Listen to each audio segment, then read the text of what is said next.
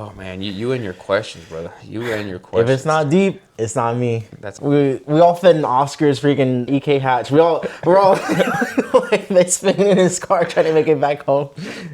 Yeah, it was like 6 grown men, right, in the back of a Honda Civic.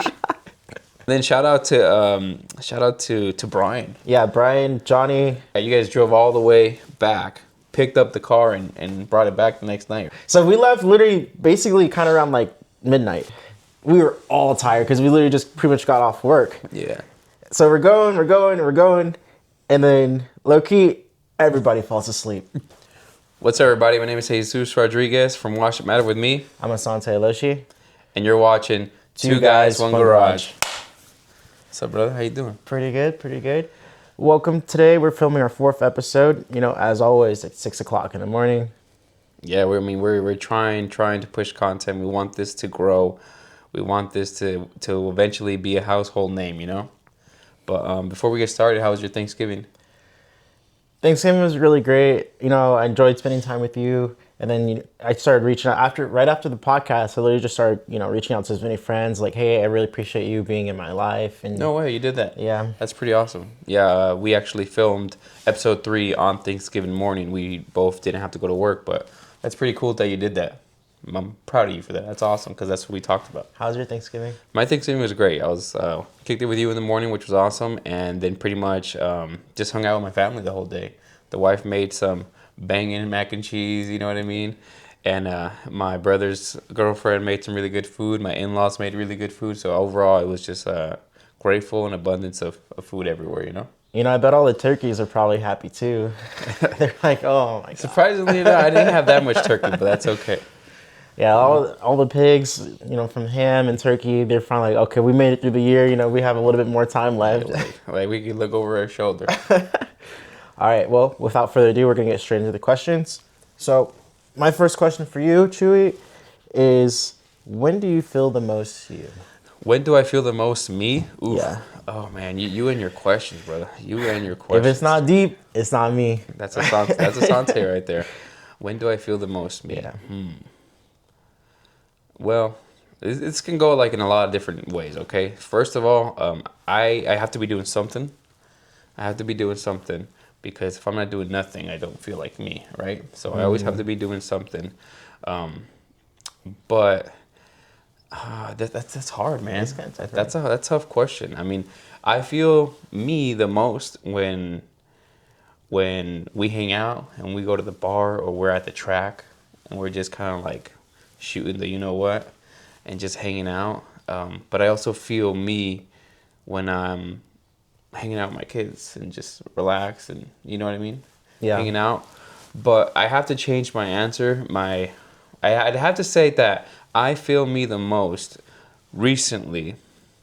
Maybe because we haven't gone to that many track days or car events or stuff like that. But I feel the most me when I hang out with my family. Lately I have this craving of like, hey, I want to go to my mom's house and make some and barbecue, and just hang out with my mom and my dad and call my brother over. Likewise with my wife, because I know that makes her happy. I want to hang out with her parents, barbecue, eat, have a good time, have a drink. So I say that recently it's just going to be being amongst family. And kind of just having that, like, sitting down and eating and conversating and having a drink and some good food. That's probably going to be it. And like I said, I think I say that because of lack of, car content that we've been absorbing. You know what I mean? I mean, I went to SEMA and I felt at home there. Like, I mean, there was like I was peaking, in happiness at SEMA. Like, it felt so good to be in that environment amongst people we look up to. Adam LZ, who else was there? Larry Chen. I got my book signed by Larry Chen. I know you met everybody. I was just thinking that. I was like, man, you got to see Hurt, Larry Chen, all the greats, all the people I literally aspire to be. Yeah, I mean, we've been watching these people for years, So I definitely felt in that moment in time like, oh man, this is just phenomenal. This is great. You know what I mean? But like I said, we just haven't been doing much like that lately. I know some of your cars are down. I'm trying to get my car to pass admissions here in the state of Nevada. So yeah, I mean, that's kind of where I'm at. What about yourself? Let's see. I feel the most me. I realize it kind of goes down to like that Robert Greene, you know, with you're kind of a different person with different people. Like your environment. Yeah, your environment. So your environment kind of dictates who you are and who you're going to be. You actually put on a different persona with different people you talk to.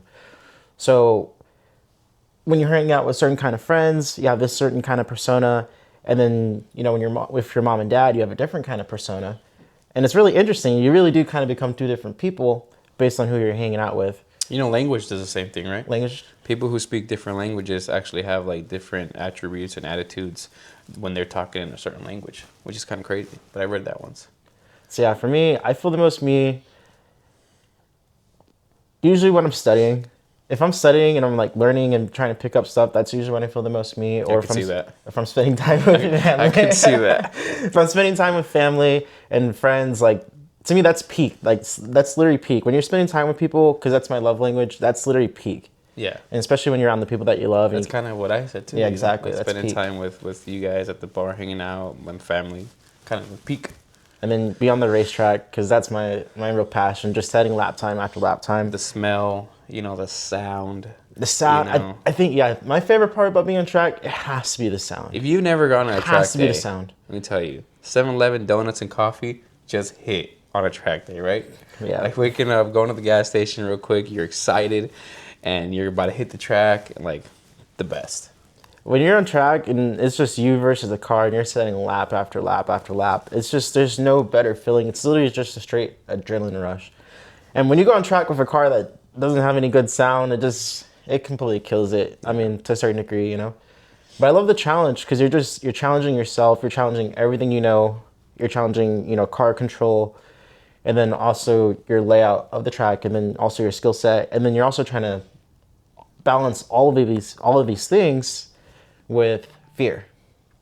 And not just fear, the car also fighting back at you, like, your brake fading or something going wrong. You think everything's going to go right, but you're out there and then sometimes something can go wrong, you know what I mean? Yeah, so everyone gets their adrenaline rush from different things. So it's like, oh, why don't you go to the club? Well, I'm sorry, going to the club, it doesn't, when I'm dancing, I mean, it's fun. Don't get me wrong, you get to socialize with people and I love it. But it doesn't hit like when you're on track and you're at 100 miles per hour and your rear tires break loose and you're like, you have that pucker moment and you're just like, bro, that could have been it, bro. It doesn't hit like that. Those are completely different kind of things. Yeah, for sure. So yeah, I'd definitely say on track and then spending time with family. That's when I feel the most me. I mean, talking about track, there's actually a track event next week. I might be documenting it on my personal channel, the Wash the Matter with Me channel. I might be doing some content for on that channel, so you could tune in there. And he might be doing some content on the Hiloshee channel. If I can get my car driving. I'm not going to be driving, but I definitely still want to go and check it out. So if I do go and check it out, you could probably see some footage of the event on my channel. Yeah, it's a drift event, so I'm trying to shred some laps. Well, there's actually two events. Yeah. There's a drift event and then there's a track event. I want to go to the track event. You want to go to the drift event? Yeah, I'm probably going to be going to the drift event. And then... Oh, you told me you wanted to be part of the drift event, didn't you? Yeah. Yeah, you're right. Yeah. So yeah, I'm trying to get my car running. It's just a whole bunch of little things. Like you think you have it right, and the next thing you know, you take it around the block and you can't even get out of the block. Yeah. So that's literally what happened. The last event, like I paid for it, paid for the entry fee. Like I thought I was great because I did test drive the car, but I didn't put enough time because I can't literally drive the car on the street all the time. It's a race car. I think this would be a perfect time for story time. Do you remember when we fixed the 240 for autocross? Oh my god. Do you remember that? Yeah. Oh, hold up, everybody. We have to go into this. Let the people know. Let's just say he fell asleep in the garage. The 240 needed a transmission. So it was like all hands on deck. Literally, like I was there, you were there. Was Oscar there? I don't remember, to be honest. I think maybe like towards the early parts of. I think he was maybe towards the early parts of the night. Sergio was there. A lot of the friend group was there. I had a problem when you put the car in gear, it would literally just fall out. So like if you held it in second gear, you're golden, but you can't hold it in gear the entire time. So yeah, we threw the transmission in somehow, some way, and we managed to make it. And those are kind of the memories I miss. That's probably one of the it's one of those memories that will never leave my mind. I mean, we were all there for one thing, for one goal, and it was to help Asante get. I mean, mind you, his registration is paid for. Like he already paid for it. Whether you go or you don't go, you lose your money. Yeah, it's We're get all cooked. there. We helped them, all hands on deck, like you said. We took a tranny down, put another tranny in, right? Is that what it was? Yeah. I remember I went home, I don't know, maybe like 1 o'clock in the morning or something like that. And I came home, went to sleep real quick, or took a nap actually, woke back up, put everything in the car for the track day. And I remember I called you and you're like, my brother like woke me up in the garage. Like he fell asleep in the garage. And Yeah. just got the car back off the jacks, back on the ground and drove to the track. I mean, a lot of the problem is, I'm one of those, just like we were talking about last podcast, procrastination. It's like you put things off, the next, when you're trying to knock them out, something goes wrong. So it's like you try to plan everything, and if you're a professional procrastinator like me and you, Yeah, for you're sure. under the assumption of, okay, if I give myself at least 3 hours, 4 hours, whatever, I'll be able to knock it out, I'll be fine. But the problem is when something goes wrong. There's a lot of obstacles sometimes. You gave yourself 3 or 4 hours, but there's an obstacle that's going to take you an hour to figure out. Was that the same day your exhaust fell? No, No, that's a different day. different day, yeah. But yeah, I mean that's definitely. I mean no, that's where you feel at home. That's where you're the most you. And when something breaks, that's definitely the most you as well. Everything breaks, dude. Like, yeah, that's one thing I learned. Everything breaks. Nothing. That's probably why, to a certain degree, I'll probably be pretty good in a relationship, because I'm okay with dealing problems. I don't just go and bounce. You want to Shots elaborate, fired. or you want to just, or you want to save that for another day? We'll save it for another day. All right, we'll save. Excuse me. We'll save that for what's it called? We'll save that for a Valentine's Day special. But all right, so I'm gonna hit you with my question. I just want to get our viewers to maybe get to know us a little more.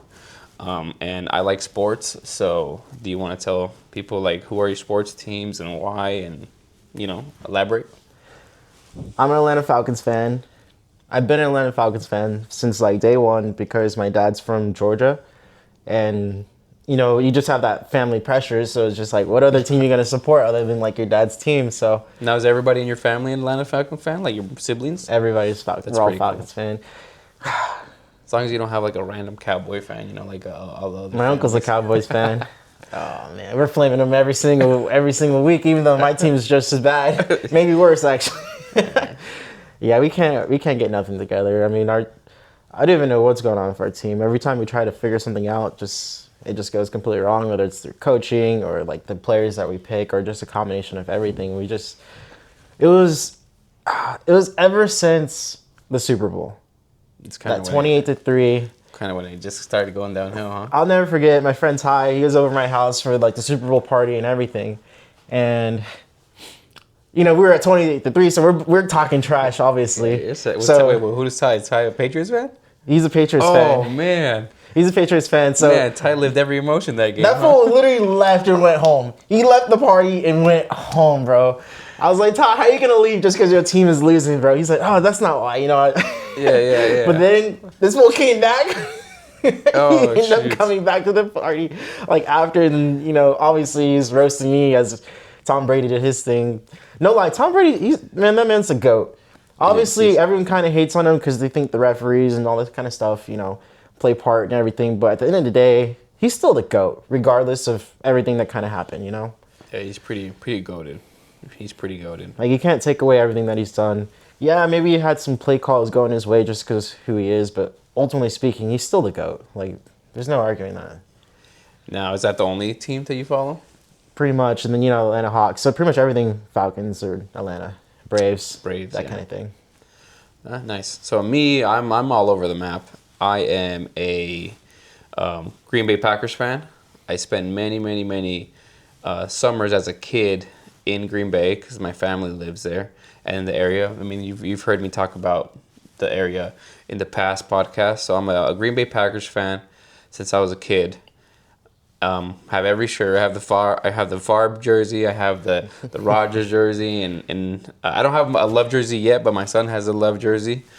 and that's my football team. As far as we're hockey fans here too because we live in Las Vegas, so naturally we picked up the Golden Knights as our hockey team. Basketball, I like watching playoffs, but I don't really like watching basketball really itself that much anymore. It's a bunch of busters falling over, you know what I mean? Like you watch basketball from the 90s and you watch basketball now and they just like, they LeBron flop. James, we're calling you out low key, bro. You know, We're they calling just you fall out. and flop. And as far as soccer or football, that's probably my favorite sport, you know? Football. So soccer and football is my favorite sport. I don't really have a team because I get too stressed when I watch sports, you know what I mean? When I watch soccer especially, I get very, very stressed and I just, told myself I'm done. I'm not going to follow anybody, but low-key Yeah. I follow Bayern Munich from Germany, but that's another story, but I tell myself I don't follow anybody. You know what I mean? So I follow Bayern from Germany in Munich. I follow the Packers from Wisconsin, and I follow what's it called?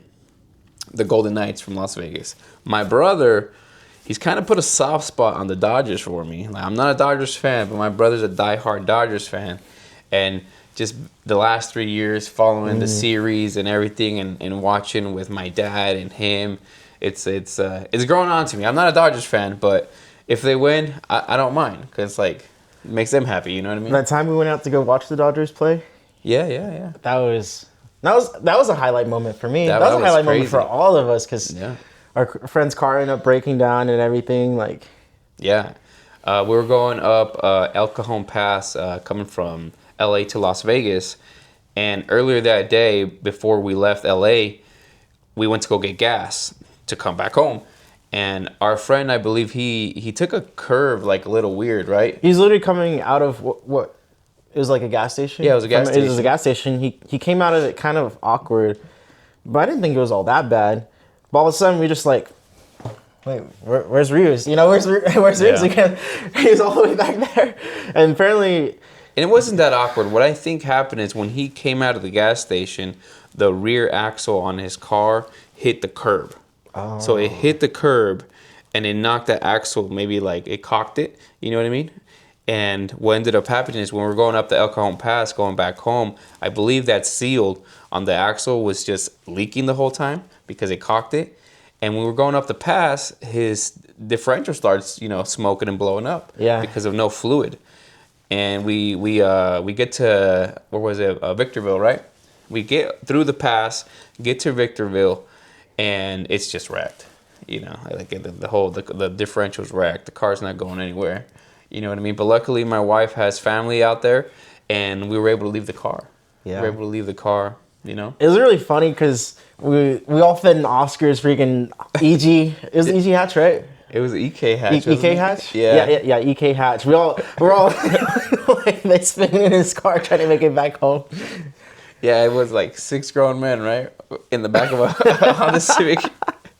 We're going up the passes and just like... And Oscar's freaking foot is probably floored the entire trip just trying to go like 60 miles per hour. Yeah, that was pretty memorable. And then shout out to Brian. Yeah, Brian, Johnny, Shout out definitely to- came in clutch with to us. Brian because I think it was right next day, right? Brian got a trailer. Mr. Bean got a trailer, and his truck.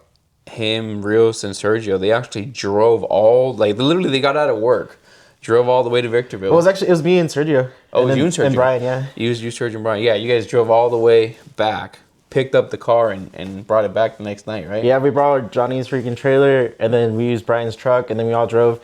And that was... So we left literally basically kind of around like midnight. So we're driving all at night trying to pick up this S2000 and everything.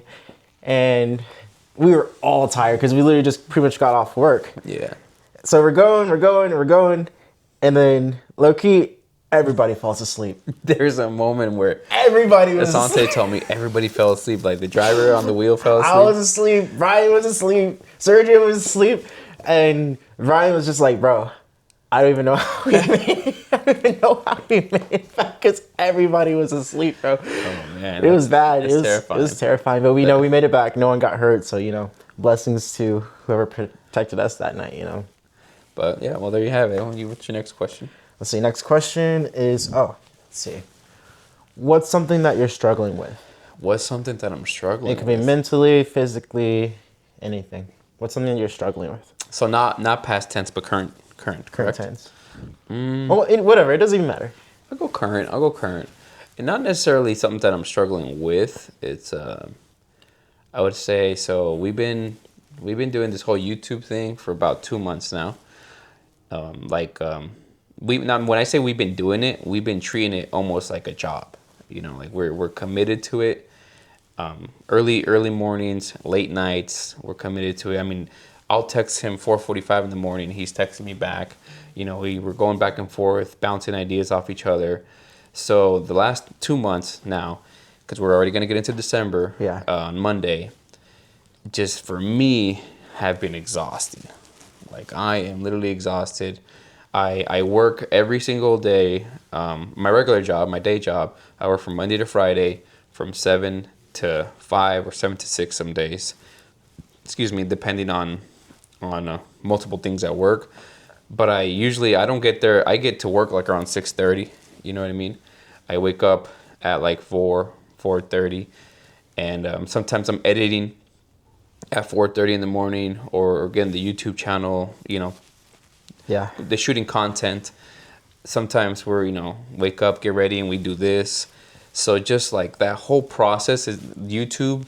A lot of people, I would say, a lot of people watch YouTubers and maybe like in a smaller scale, not a big scale, but like people see YouTubers and they think like, oh, these guys are just making videos and making money, but it's like another job. It's literally like Yeah. I have a part-time job. Like I work all day, and then I try to do YouTube content and edit content, and write, because I want to like write my ideas and stuff. So, and it's just exhausting. It's definitely exhausting. And I mean, we told ourselves that we would do it for a year. We would commit 110% for a year, Yeah. right? And we would see where we would be in a year. So I'm excited to see where we get in a year with this type of worth ethic that we have. But that's definitely a struggle I've been having. I'm just exhausted. I mean, I was watching the new episode of Stranger Things with my wife a couple days ago. I just crashed on the couch. Like the minute I hit that couch and I'm there with the and the kids, I'm like, I'm out. I'm going to sleep. Yeah. You know what I mean? But it's just like I just feel like we've been going 100 miles an hour, like for a month, trying to push out content, create content, be creators, and that's probably mine. And I know you told me you've been starting to feel it catch up to you. Yeah, waking up, because I wake up at 4 in the morning to try and get here to go and shoot. And I work in the service industry, so with that, it's actually a lot of the places don't even open till 11. So I had a whole entire like schedule change as far as that. So I usually go to sleep closer to midnight. But with the shift, now that I'm waking up early, it is kind of affecting my sleep schedule. So I know exactly what you mean. Like even today, we were both tired. We were thinking about canceling today. I was like, Chewy, well, I don't want to make this into a job because it's not the whole purpose of this. Exactly, Right. So like if you're not feeling it or anything, like if you're tired, I was like, hey, maybe we should just But push I it want back. to treat it as a job because I hope for this to be my job one day. Yeah. You know what I'm saying? So that's why I want to put the time and effort into it. Like, literally, I woke up this morning exhausted. I did some holiday shopping last night. Got home super late. We were on the phone like at 10 o'clock at night. Like, yo, are we doing this? Are we doing this? Are we not doing Are we not doing this? Are we doing it Sunday? Or are we doing it Saturday? And we like ended up settling with Saturday. So maybe tomorrow I'll sleep in. Yeah, I was thinking, we'll give you Sunday. Sunday is one of those family days, just generally Just chill. speaking, chill day. Yeah, so, but I have to go put some Christmas lights after this. What about you? All right, so what am I struggling with? I'm going to say anxiety. Anxiety. That's something I definitely struggle with. I place a lot of pressure on myself. It's kind of like we were talking about previously, where my main goal is to be successful. So every single day I'm thinking about, okay, how can I be successful? How can I improve? What am I lacking? What do I need to do to become better? And that creates a lot of pressure. So yeah, that's definitely one thing I'm struggling with is anxiety. And lately I've been looking into how to fix it. Any solutions? I actually finally found a solution. No. So the number one solution, and what's interesting is this actually comes into play for a lot of different things. It's, at the end of the day, anxiety is nothing more than an emotion. You feel a certain kind of way, your body gets flooded with a whole bunch of endorphins, and then it kind of just stays and lingers. So initially with the body, right, you go through a certain kind of experience, and the body's going to flood your body with a whole bunch of endorphins. That's the physical aspect of what's So like happening. chemicals. Yeah, chemicals. Okay. That's the physical aspect of what's happening, and then after that, it's all in the brain. So does the body not know how to process like all the chemicals and everything that's going on? Actually, it processes it not super, super quick, but it does actually process it relatively quickly. But it's actually the brain That's like the overwhelming part yeah, of that's it? the overwhelming part. Okay. So you get hit with a physical endorphins, and then it's the brain that extends that out. I mean, I can imagine, lack of sleep, overthinking, the pressure that you put on yourself, the pressure of just, going to work and doing everything's right. It probably all just hits you all at once, right? Yeah. And that's kind of when you get that sinking feeling, that deep feeling of desperation, maybe. So you Right. you get that initial hit, and then it's the brain that's actually extending it out, and that's prolonging it. So the brain's making it worse? The brain's making it worse. And that's what a lot of people don't get. And it's the same thing with actually with every single emotion. It could be anger, it could be this, that. Every single emotion, you only get that initial hit. And then after that, I want to say there's either like a refractory period or anything like that where it's not coming again. You're just literally extending it all in your mind. Wow. So the way to deal with anxiety, the best way, and this is actually every single emotion, is at the end of the day, realize your brain's a computer, in its own kind of sort of light. You're programming it a certain kind of way. So you're actually becoming addicted to these endorphins. You're addicted to anger. You're addicted to love. You're addicted to sadness. You're addicted to sorrow. You're addicted to anxiety. Watches. You're addicted to all of this kind of stuff. So once you kind of understand that, okay, if it's not a physical thing, it's actually all in my mind, then I can actually change it. So the best way to get over all this kind of stuff is to realize you need to start choosing. So if you're becoming unhappy, you only have that initial hit of the sorrow, the sadness. And then after that, you're choosing to be sad. Okay. And it doesn't seem like it. It's really kind of hard to comprehend. It's like, because I used to not feel that way. I used to not think that. It's like, I remember telling everyone I know, it's like, you can't help how you feel. And there's some truth to that. You can't. I mean, just think about it. Doing content, they say, smile, right? Just smile. And when you're at work, just like if you work in sales, smile. But if I'm at work smiling, I'm feeling better than if I'm there like just frowning or upset. So there's some truth to that. There's definitely a lot of truth to that because you're programming yourself to present yourself a certain way. And if I want to present myself energetic and smiling and want to sell you something, I'm not gonna be trying to put myself down, right? Yeah. So you're choosing to have that energy. Interesting thing about this whole smiling thing is like, even if you're not happy and you put on a fake smile, that can actually make you happy.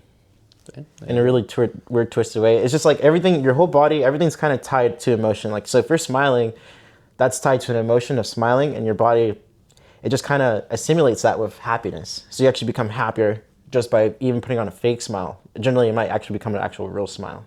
Nice. So yeah, the number one thing that when you're trying to work on these things is realize you're gonna get hit with that initial endorphins, and then which is that part you probably can't control. But then it's the after. It's like the 2 days later when you're still mad. That's a choice. It doesn't seem like it. It doesn't feel like it. And it's because your body's addicted to a certain kind of emotion. But if you really want to get over anxiety, you have to start choosing to be happy. Like, okay, I'm sad. I feel I'm sad. I'm going to choose to be happy. I'm going to fixate and think about that every single chance I can. And eventually you'll start to become happier. So now let me ask you this. How important do you think it is to we all have, friends that are like negative Nancy's. We all have friends that are like, the life of the party. How important do you think it is that like you kind of separate yourself from those negative people? Because if I'm depressed and you're depressed and we hang out, we're probably going to be depressed. yeah. Right? So like, how important do you think that is? As I say, you are the average of your closest 5 friends. So if you hang out with a whole bunch of people that do car stuff, you're more likely to be into cars. Yeah. If you hang out with people who are into drugs, you're more likely to get into drugs or smoking or anything. I mean, they say if you hang out with 10 millionaires, you'll be the 11th, right? That's the saying.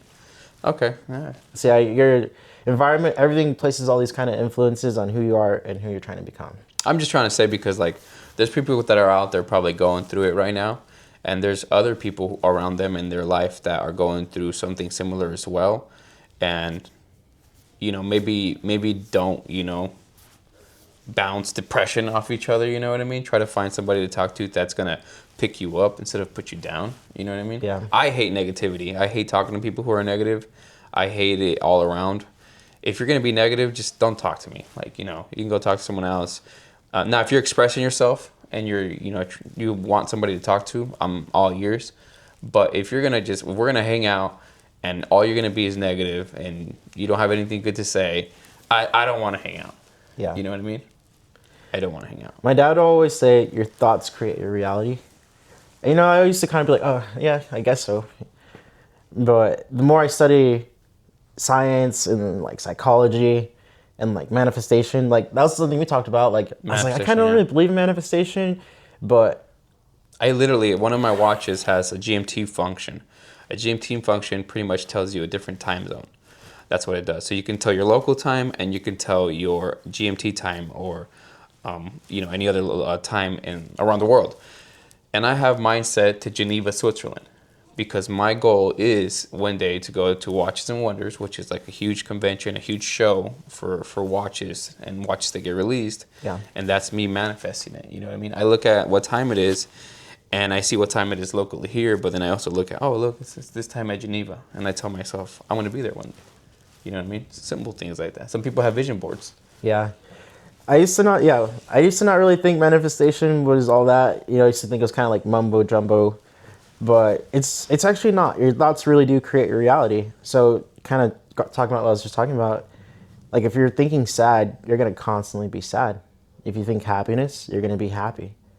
And it's really difficult. I was telling my other friend this the other day, I was like, you're choosing to be sad, you're choosing to have anxiety, and it's something you don't want to hear because a lot of people are reactive. You feel like everything that's happening in your life and you don't have any control, but you just have to take that active stance and think literally every single day, I'm going to choose not to have anxiety. I'm going to choose not to be sad. I'm going to choose to be happy. And that's what I've been doing, and that's what it's been working for me. Can I add something to that? I think something also that's very important, and I think that everybody should put in their head and in their mind is that don't think that things are unobtainable or that things are, or I can't do that. Because I'm going to tell you what, when we were in high school, did you think you were going to have a 996 Porsche? No. Nah. You never thought you were going to have a Porsche, correct? Yeah. I never thought I was going to travel Europe with my family. You know what I mean? So what I'm trying to say here is don't limit yourself on what you can do. Don't limit yourself on your potential. Never do that. Always strive for more. Always put yourself at the highest peak that you can. You know what I mean? If you want that Porsche, tell yourself, I'm going to have that Porsche one day. Yeah. I'm going to have that watch one day. Don't limit yourself to, having a Honda Civic. There's nothing wrong with Honda Civics. But don't, because you're going to get there. You're going to get to the Honda Civic. And then what's next? Oh, I want the Lexus. Right? Yeah. So always mentally, especially doing this whole like social media thing and doing this content creation. I mean, people have reached out to me who are people who I look up to in like the watch community. And I'm like, oh my God, never in a million years would I thought that this person was like going to share my post and talk to me about it. But that was always me being limiting to myself. Limiting beliefs, right? Limiting my beliefs. So one thing, if I could tell you anything, is never limit yourself, Never limit yourself. Always shoot for the stars and imagine and think of you already there because you don't know what's going to happen. You know what I mean? Yeah. Your thoughts really do create your reality. Every single thing you think about, it's affecting everything. In a way, I do think you're kind of putting that into the universe. And it doesn't help that I think like we're programmed to think, small. Like when you go to school, like no one tells you, hey, you can grow up and be whatever you want, be a millionaire, oh, what do you want to be? You want to be, I want to be a Astronaut. cook. I want to be an astronaut. Like, that kid inside you when they were asking you when you were 5 years old and you were shooting for the stars. You got to just keep that mindset, right? Because the older you get, it seems like the less realistic they are. You know, you get to high Yeah. school and they're like, I'm not gonna you be- guys ain't gonna be nothing. Like literally, they'll tell you that. Like you guys ain't gonna amount to nothing. You guys are not gonna go to school. You're gonna be cooked when you go to college. You know, you guys are gonna work at like there'd be people who will tell you that. Approached me at the grocery store and told me that they were accepting donations for drug addicts. Like there was like a rehab thing, right? I busted out my wallet. I only had $2. My brother, I only have $2. The guy was like, "Oh man, we would appreciate it." You know what I mean? Every little bit helps. Later that day, I found on the ground $20. You know what I mean? Why? Because I first of all, I did it with my heart. I don't want anything but in return, and I was genuine about it. I think, and I just found $20. Later that day. So it's just what goes around comes around. 100%. I definitely believe that, like, especially your reputation too, like the way you treat people. At the end of the day, they're only gonna remember how you made them feel. Yep. They may not remember the words you said. They're gonna remember how you made them feel at the end of the day. What goes around comes around. For sure, for sure. Do you have another question? Let's see. Next question is gonna be. Drum roll, please. Everybody, please like and subscribe. Shoot us some. What do they call it when they Comments? Engagement? engagement? Shoot, I always forget that word. Shoot us some engagement down in the comment section. We're trying to grow this. While Asante looks for another question. This is going to be a while, guys. I'm not going to lie. Let's see. Oh, okay. What's a truth you think you need to hear right now? What's the truth that I think I need? You need to hear right now. Do you have yours? I might have one. Go ahead. I mean, I kind of already heard it, so I don't know if that counts, but it's the idea of if you put in enough effort, enough work, it's impossible to fail. Oh, yeah. It's impossible to fail. Like, I actually did hear that truth. I think it was maybe like a month ago, and then I finally shared it with you. Yeah, you shared it with me. It was like with Alex Ramosi. His advice was basically do so much That's impossible to fail. that it's impossible to fail. And in the context he was speaking about was content. He said, create so much content that it's impossible for you to fail. And I thought that was fire. breathtaking. That was fire. That was breathtaking. For me, that was fire. that was breathtaking. It kind of changed my whole entire perspective. It's like at that point, you're not playing it by chance. Like all the cards are in your book. You just got to keep dealing until you get that lucky hand. And that's the one thing they actually say about luck. A lot of people are like, "Oh man, you got lucky." No, you didn't get lucky. You just dealt enough cards for it to finally hit your probability. Yeah, it makes sense. I mean, if you have 10 ideas, maybe one of them is going to hit. But if you only have three is less likely to, fail than 10. So, yeah, I remember you sent me that video, and then we ran it back, and I was just like, wow, like that's why I've been pushing content. That's why I feel how I feel. I'm exhausted, but because we just keep pushing content for a year, who knows where we're gonna be? You know what I mean? I was just jokingly telling Asante I want to be in the podcast awards in 2 years. You know what I mean? Even if we don't win anything, I just want to go. But like that's Buy that plane ticket. But you know what I mean? I'm just kidding. That's obtainable. We can get Yeah, there. I think we can get there 110%. All you have to do is bust out so much content that you don't need to fail. What I'm excited about is just going to be our growth. Yeah. Not necessarily, whether it's financially or like subscribers or anything like that, but just growth as a person. Because the more we do these podcasts, the better we get at speaking, the more comfortable we get with the camera. And, in a way, we're kind of, YouTube is a business, right? So we're literally having to do research and marketing and all that kind of stuff. So I'm just interested, are we going to cut out all the ums? Or is our speech going to get super clear? Like how? I feel like I've been doing pretty good today with the ums. I don't know. We'll run it back. We'll see what happens. I was like, Chewy, bro, you're the king right now. You're the king. I'm king right here. I say, so okay. The best way to become better at doing podcasts and talking and stuff is to basically watch yourself. So pretty much you watch yourself, and there's like 3 ideas. One idea is, okay, you film yourself, right? You don't look at the film. You just hear yourself talk. That was one idea. The second idea was you watch yourself and you cut out all the audio. So you just watch. That way you can see the way your body reacts and, visual reference. And then the third idea was you transcribe it. So pretty much you take everything that you talked about and you write it down on a piece of paper, and then you look at it visually. You break it up. You break it up. And it was like you do all these things, and then that's how you improve on your speech. I think I've been doing maybe both. Like I've been watching it and then I've been hearing it, Yeah, because you'll watch the content and then you're like, okay, I didn't even realize I did that. Right. Like I say like a lot, so that's something I'm trying to work on. I say a lot. You say and ah. That's something I notice. But it's just because I'm trying to like put the words together, I guess. I just need to just maybe give you a dramatic pause instead of giving you that. You know what I mean? Yeah, that's some work on the and the pause. That's a big thing. So instead of saying just pause for a second, and that's a major way to improve your speech. You see, I'm really excited to see the growth that we have. Yeah, for sure. Now, say the question for me one more time. The question was, I think it was like, what's a truth you're waiting to hear? What's the truth that I'm waiting to hear? Yeah. This is gonna, I don't know. This is gonna maybe sound kind of selfish, but you know how I told you that I'm a words of affirmation. To hear that I'm doing all right, just to hear it, like you're doing good. You're trying. Yeah. You're doing it. You're doing what you said you're gonna do. And you're giving it your all or the best effort.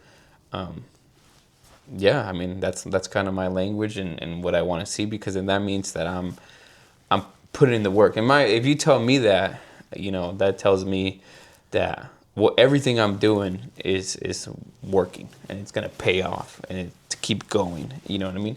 And maybe some people aren't programmed that way, but I know I am. You know what I mean? I'm big with words of affirmation, and I mean to say that you're doing good and that you're doing it and you're doing what you're gonna say you're gonna do. Yeah. So for sure. Essentially, your truth would be actually making it. Like we make this podcast big, and that actually happens, and you're actually doing all right. Yeah, pretty much. The second truth for me is race car driver. Like I'm locked in. Like that's literally my whole entire, I want to say purpose for life. But it's definitely one of the purposes for life for me. Like, I really want to be a race car driver. I love driving. I love every single aspect of racing. So one day I just want to look in the mirror and be like, dang. I did it. I'm putting on that race suit. And it could be in any league, It doesn't necessarily, I missed F1, I'm sorry, You're a little too old. A little too old for that one, but, maybe I can get into, like, GT3 cars, GT2, GT4. I mean, even if you do like time attack, you're still out there. To me, if like I said, if I make it into Australia and I'm racing there one day, that's my truth. When I can say that, I'll truly be like, I'm probably gonna shed tears that day. I mean, one of our boy Danielson, he took a Japan trip not too long ago, and he went drifting in Japan. Right? Yeah, was it Ebisu? I think it was Ebisu. I'm like, man, like it's like dude, something inspired to do, bro. Yeah, absolutely, like I'm dreaming for that. And Danielson's a cool dude, man. I hope he's definitely gonna be one of those people that we're gonna have in the future on the podcast. Yeah, I would love to have him on the podcast because he's all about business. And he's also super, I would say he's a successful jiu-jitsu. He's in a few tournaments in the jiu-jitsu and then in the automotive world, you know what I mean? He's been drifting for a long time, So this is somebody that interesting that we're definitely going to have on the pod in the future. And his business is called Axle Motorsports. Yeah, so shout out Axle Motorsports. Yeah, shout out to you guys. If you're in the Las Vegas area, they do diesel. They do anything automotive related. Hit him up. Great guy. You can't go wrong, right? Yeah, he's trying to make it to the drift event. This week? On the 7th of December. He's going to be bringing out his FDRX7. Funny story about Danielson. So when we got into the car scene, like early, was it like maybe 2015, right? Before, but yeah. Like when me and you met. Oh, okay. And like we were doing it together. Like 2015-ish, that around that area. Danielson used to have a S14, right? That's a Nissan 240 SX for those who don't know. That was his drift car. And I remember I would go to the drift events, and I'm like, man, that guy's the coolest guy in the world. You know what I'm saying? Like, he's got the coolest car because his car was sick. And I'm like, that guy's the coolest car in the world. Long story short, fast forward, one day I'm in college, and he walks into my class. What? Yeah. What? And I'm like, yo, what? This is the guy. You know what I mean? This is the guy. And what's it called? Long story short, we ended up becoming friends. And I told him that once. And I'm like, dude, you know, it was crazy because he's a few years older. He's a few years older than us. I'm like, bro, when I was like out of high school, like I looked up to you as a race car driver. You know what I mean? Because your car was so sick, your style was dope, and now he's our friend, and he's your friend. You know what I mean? I think just funny story. I think I met him through you. Yeah. Because I think we went to his business one day. Yeah. If I remember right. We went to his first one, his first shop. Yeah. But yeah, shout out Axel Motorsports and Danielson. You know. You better make it. You better make it. Like I gotta make it. You better make it too, Daniel. I'm just letting you know, bro. We better be drifting out there today, on that day. Was this next Saturday or Friday? I think it's Friday Sunday. night, isn't it? I think it's Sunday actually. Is it Sunday? I think it's on a Sunday. Huh. Okay. So my question, you could take it however you want, but I was gonna ask you, the year's about to end. Is there any goal that you have set for 2026 or anything you want to accomplish Let's see. in 2026? It could be financially, it could be, becoming a creator, it could be personal, whatever you want to, wherever you want to go. I really want to get better at filming content, not just the podcast, but like filming my own personal content. And a lot of it just kind of comes down to becoming more comfortable behind the camera.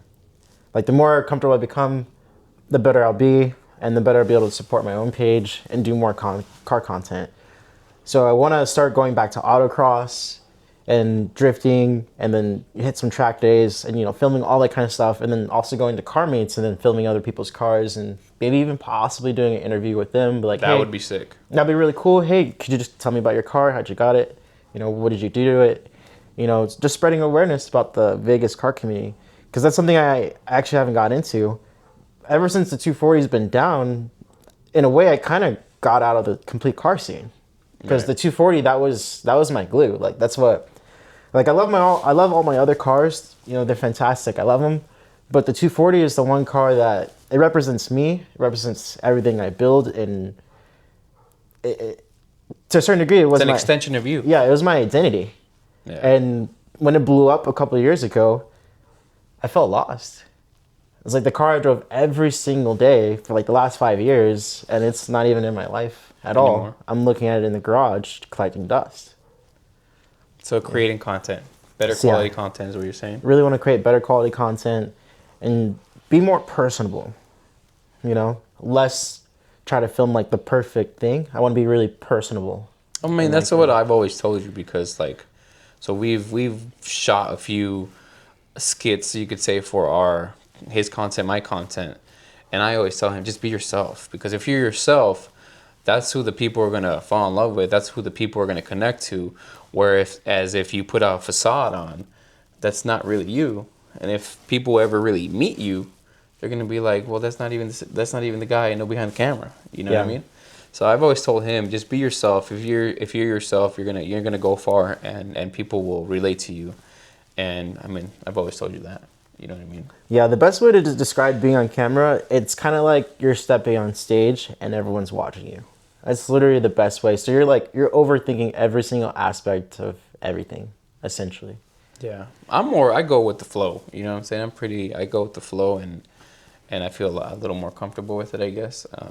Even when when I did watch interviews, I'll just go up to you. Worst things you're gonna say is no. Yeah. You know what I mean? So I go up to people and be like, hey, brother, can I have a minute of your time? I'll run a small watch content. You mind being in it? And people want to talk. People want to talk about themselves. Yeah, people love to talk about Everybody loves to talk about themselves. You know what I mean? If you meet somebody new, chances are the first few things they're going to talk to you about is about them, right? So people want to talk. People want to communicate. So like you said, you want to do interviews. People want to be heard, and people want to, they want the credit. So you can go to the car meet and ask anybody, and I guarantee you, damn near everybody's going to tell you, oh, absolutely. Yeah, I did this, I did that, Yeah. This is 6266, bro. Yeah, exactly. It took me a whole month just to do this part, and I'm all about it. I would love to hear your story. Like, that's what brings me joy, There you go. Sharing. And so elaborate the question for me. What was the question? Oh yeah, no, that was my question. It was your question. Yeah, that was my question. My bad. No, Yeah. my question was, a goal do you have for 2026? Yeah, go for 2026. So my goal revolves around content creation, and is one of my goals is to stick to the being consistent. Stick to being consistent, and keep doing it for a year. Yeah, that's one of my goals. Literally, October 1st is gonna be like the day where I call you and be like, Sante, Where are we at? we're at a year. Like, you know what I mean? Let's reflect, and maybe we'll reflect within 6 months and see where we're at, like at a 6 month point. But I want to do it for a year, because if I don't do it for a year, I might have that mentality in the future that I didn't give it my best, or I didn't give it my all, and where I could have been and where I am now. Yeah. Mentally it's gonna mess with you. So my mind will be to definitely just keep creating content for the next year. That's probably my biggest goal. Trying to think. What was the next question I had? Oh, I remember your next question. A few episodes ago, I asked you what would you buy twice, and I think you misread the question. Yeah, I misunderstood it. So you could go back to that one. See, I thought it was like, okay, what would you have two of? But the real question was, what would you buy again? Yes, like my question was, Asante, what's something that you bought that was so good that you would literally buy again? But he thought it was a multitude, like buy a second of. Yeah, second of. No, it's what's so good that you've bought that you would buy again. There's a lot of things, actually. But one of the first things that comes to mind is the Honda S2000. Oh. Honda S2000. No doubt.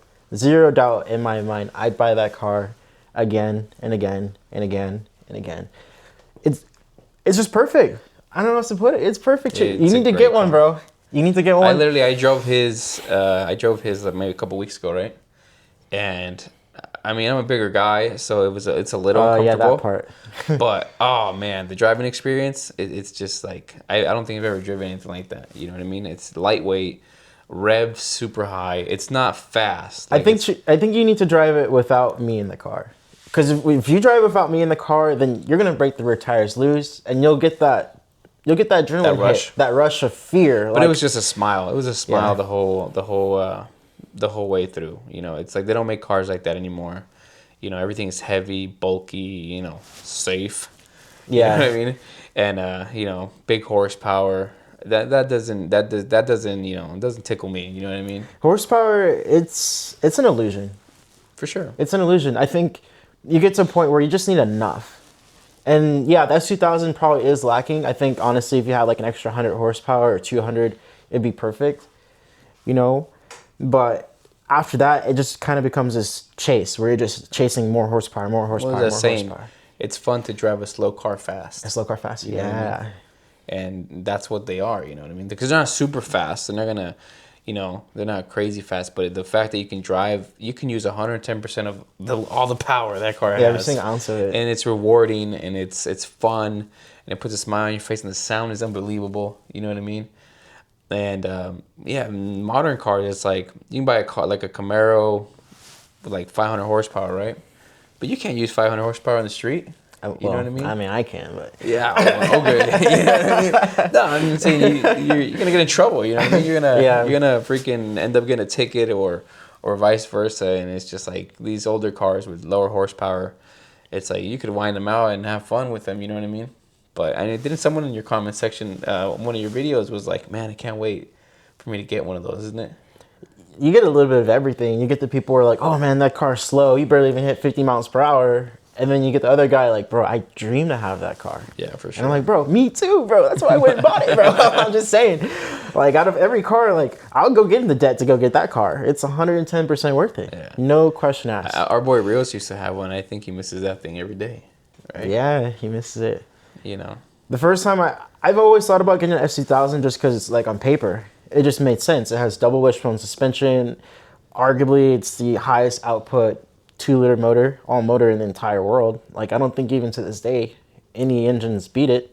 Right. So from, a lot of people call it slow, but when you put that in perspective, like, what motor do you know is making more horsepower per liter?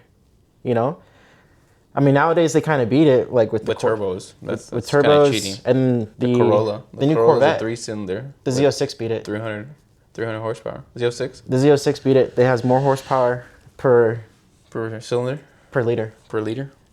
And I think maybe the 458 Italia. But there's no 2-liter motor that's making more horsepower than that. Like none of them are making more power. Unless they're forced induction. That's which doesn't count, at that point. So yeah, that's 2000. It just nothing touches it, and arguably it's probably the most modern Japanese car. And it's not even that modern though. The 90s, The 90s, yeah. It was created in the 90s. Because you have the GTR, which was kind of based on actually 1989. The 90s was just one of the best era for cars, though. You know what I mean? Yeah. So out of every single car from the 90s, the S2000 I think is the newest version of it. Because I don't think there's anything else. Because the S2000 came out in 1999, and then they remade the model in 2006, essentially, or 2004. EP2? What was it? Is it Yeah, AP2. Is that? Yeah. And then the RX-7 FD, realistically, that was made in, I think that came out, maybe 1990-ish? It's like 91? 92, I think? Or 90, maybe 90, yeah, 92. I think it was 92. In Japan. So realistically, that car is based in The 80s. The 80s. The S2000 is the most modern Japanese car I could think of. That's actually iconic to this day. That and the Evo, probably. The Evo with the Evo. Evo 8. I'm trying to think. Yeah, the 8. Oh, yeah. Evo Yeah, the 8 Evo and 8. Evo 9. That might, yeah, 8 and 9. That's up there with it. Yeah, that counts, yeah. Yeah, because that's pretty much it. Man, Subaru, the STIs, but I don't know. Just the lack of the fact that you know if you own that car, you're gonna go through an engine. It's kind of very depressing to me. And that's it kind of lost a lot of soul as you lost that character. But every car did, realistically, as the chassis got stiffer. Right. Every car kind of lost that 90s feel. Yeah, no. Well, there's so many features and systems and weight added. You can't buy a car just to drive nowadays unless it's a Miata. I think the Miata is probably the only car that has that DNA in it still. Then yeah, I'm actually super impressed with Mazda. Like when they came out with the new Miata, they did so good. Like they literally went back to the roots. They're like, okay, we noticed our cars are getting fatter and less fast, and they were like, okay, let's go back to our roots, and they did it. I want to say the new Miata is actually lighter than the old one. Really? Yeah. Or it's like maybe 20 pounds or something. They're super heavier, fun to drive too. which is crazy. They might not have that high revving engine like the Hondas, but as far as like steering feel, those things feel awesome. And arguably, so much fun. yeah, the new Miata is actually faster than the S2000, which is it's kind of sad, but that's what's happening in nationals with autocross. That the Miata's faster. Yeah, well, there it is. See, there's another thing. I'd buy a simulator again. Oh yeah, your sim. The sim, Have you been using it lately? not since I started making content. I was like, started doing YouTube. bro, let me just set this down for just a quick moment as I, kind of focus on my career path or whatever. But the simulator, if you're into racing, drifting, or anything like that, you need to buy a sim. Like, it's arguably better than buying an actual real car in real life. Muscle memory. Yeah, because you build the muscle memory, you'll do lap after lap, you'll get faster. And a lot of people, when you try to get them from real life onto the sim, they struggle really bad. I mean, you probably struggle really bad regardless. But the thing is, you have to understand there's a huge learning curve. You don't have the G-forces in your body that you kind of simulate with, like, okay, driving. if the car's, losing grip, you can feel it. I need to, like, maybe turn the steering wheel or whatever. It all becomes visual. So it kind of comes, in my opinion, becomes like this Ray Charles kind of thing where, you can't see in that regard, but every other sense gets better. So when you're in the simulator, you can't feel, but now your visual and hand coordination gets even better. And I remember I go in autocross, and essentially, if you just get off the sim and then you go autocross, you feel superhuman. Because you're like, oh man, I can feel everything. So when you go out there, you're like, bro, I'm gonna kill it. I got this. So yeah, I'd say definitely simulator. Yeah, I mean, not just that, but if there's a local track in your area and that track's in any of the games or like iRacing or any of that, I mean, you could literally practice on that track every single day until you go to the track and you're gonna know it. I mean, you might not know what the road feels like. Some tracks have bumps, some have a little bit of a hill or this and that. But mentally, you're gonna know, hey, I'm on this part of the track. This part of the track comes next, and you're gonna find a way to set up the car better. You know, I'm going to put the car over here, so when I go into this turn, I'm going to apex here, and I'm going to come out there, accelerate there. So that's also a huge plus. Yeah, and yeah, the number one thing you got to realize is every lap you take is money. You know, it's money and time to go on track. Like we talked about, it's expensive. It's expensive. So you really need to take advantage of every second you have. And if you can come pre-prepared, and that's what F1 drivers do nowadays too, right? You know, they race on the simulator. They sim a lot. But there you have it, folks. I think that's today's episode. You want to leave any closing statement? I just want to say thank you to everybody who tunes in. We really appreciate everybody. We're still trying to get to our 50 subscriber count. So we can do live? So you can do live. So, you know. Subscribe. All you 12 viewers. We really appreciate everybody. Any closing statement? Come on, tell them something. He wants me to give you guys some sauce. No, tell them to go to your channel and so you can watch the content you're going to make for Vegas Drift. You know what I mean? Okay, so this is going to make you accountable. Dang, now I got to make sure the car makes it there. And that's the hardest He part. doesn't have to make it there, but you at least document it. The car's blowing fuel all over the place right now. That's where it's at. At least go, you know, show them some of the sauce we're talking about. All right, guys, tune into my channel. I'm going to be drifting. I'm going to make it. Let's go. Okay, there it is. You heard it here first. Heard it here first. Now I got to do it now. And Daniel, son, you better be there too if you're FD, bro. Because we're supposed to be, that's all I did. We're supposed to be filming each other. Like, I'm going to film you and you're supposed to film me. And then we're both going to, share and collaborate. So I'm really excited about that. Well, me, I'm going to have more watch content coming out on Watch the Matter with me. Stay tuned for that.